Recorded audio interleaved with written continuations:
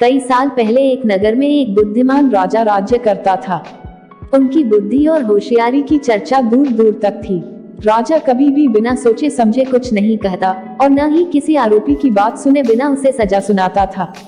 उसकी बुद्धिमत्ता के चर्चे सुनकर आसपास के राजा, रानियां और राजकुमारी आदि उनसे जलते थे। इसी जलन के चलते सभी उस राजा की बुद्धिमत्ता की परीक्षा लेने के लिए नए नए तरीके अपनाते थे।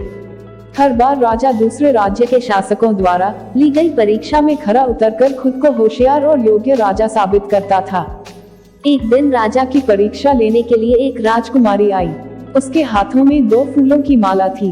दोनों माला में से एक असली फूल से बनी थी और दूसरी नकली से। उन दोनों मालाओं को देखकर उनका ये भेद बिल्कुल पता नहीं चल पाता था।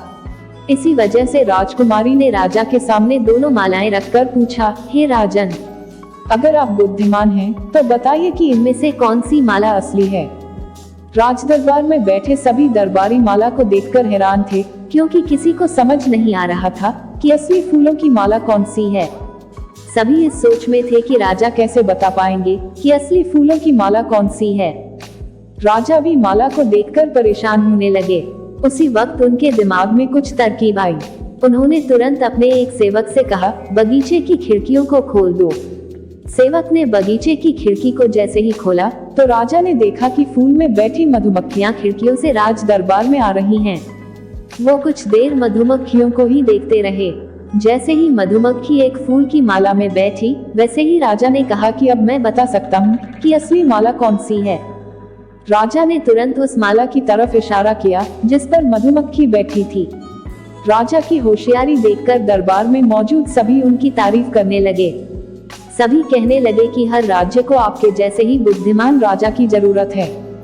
राजकुमारी भी राजा के बुद्धिमत्ता देखकर खुश हो गई। उसने भी बुद्धिमान राजा की तारीफ में कुछ शब्द कहे और वहां से अपने राज्य की ओर निकल पड़ी। सीख: अगर व्यक्ति अपनी बुद्धि का इस्तेमाल करे तो वो हर प्रश्न का सही जवाब तलाश सकता है और हर मुसीबत का हल भी निकाल लेता है। हमारी ये कहानी आपको कैसी लगी हमें कमेंट में जरूर बताएं। अगर आप मेरे चैनल पर नए हैं तो हमें सब्सक्राइब करें। धन्यवाद।